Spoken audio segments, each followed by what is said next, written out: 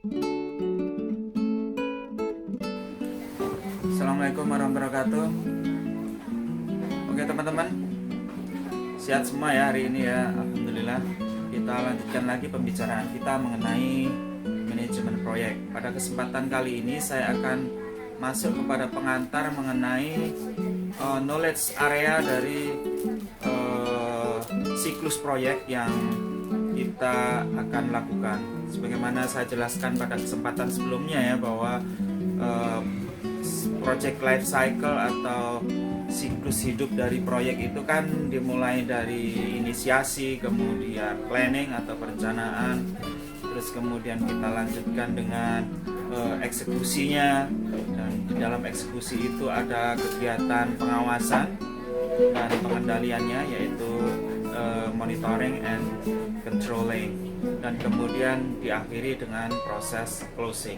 Nah, di dalam tahapan itu sebetulnya ada semacam aktivitas, ada hal-hal yang terkait dengan standar-standar, terminologi, rules gitu ya, yang disebut dengan knowledge area. Jadi knowledge area itu tadi yang saya sebut aktivitas, terminologi, dan konsep yang kita terapkan sepanjang proyek. Dalam hal ini yang saya maksud kita tentu saja teman-teman semua yang barangkali menjadi project manager di situ, atau project member atau anggota tim dari proyek ya.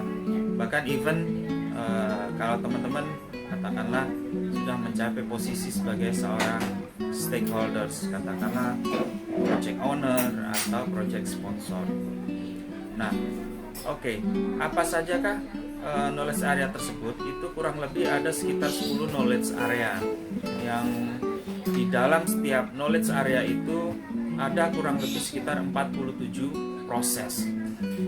Knowledge area ini menjadi guidance bagi semua anggota proyek, yang di dalamnya ada katakanlah input apa sajakah yang ada di dalam setiap knowledge area tersebut, kemudian tool dan mekanisme atau proses apa yang harus dilakukan, aktivitas apa, sehingga kemudian menghasilkan output.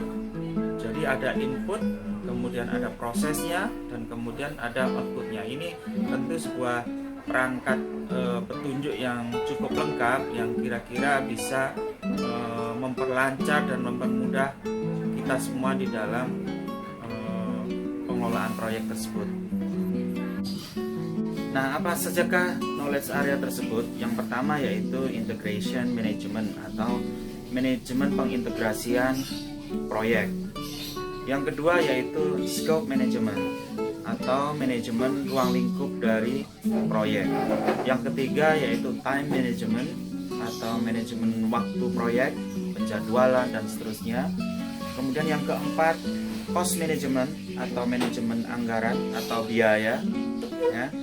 Kemudian yang kelima yaitu quality management atau manajemen mutu dari proyek. Yang keenam HR atau manajemen sumber daya proyek.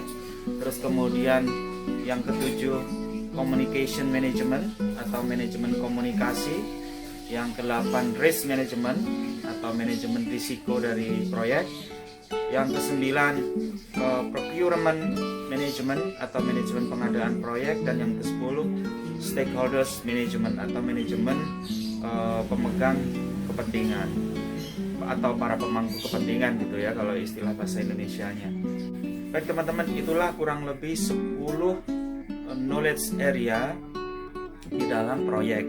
Yang tadi udah saya sampaikan di awal bahwa knowledge area itu isinya ialah set of activities atau sekumpulan aktivitas, kemudian konsep, dan juga terminologi-terminologi yang menjadi rujukan yang akan kita terapkan di dalam fase-fase proyek, mulai dari inisiasi sampai closing. Jadi istilahnya orang akan mempunyai referensi yang sama ketika akan mengerjakan tahapan-tahapan proyek tersebut. Nah, sebetulnya knowledge area ini merupakan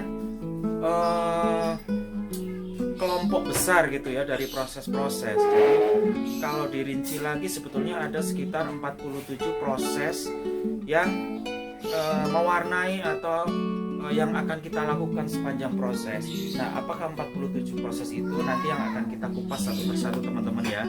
Jadi sebagai refresh kembali bahwa project life cycle kita terdiri dari ada sekitar 10 knowledge area, dan 10 knowledge area itu kalau di breakdown kurang lebih akan ada terdapat 47 proses. Oke teman-teman, kurang lebihnya ini dulu yang bisa saya sampaikan. Kita akan sampai ketemu lagi ya di video selanjutnya. Terima kasih.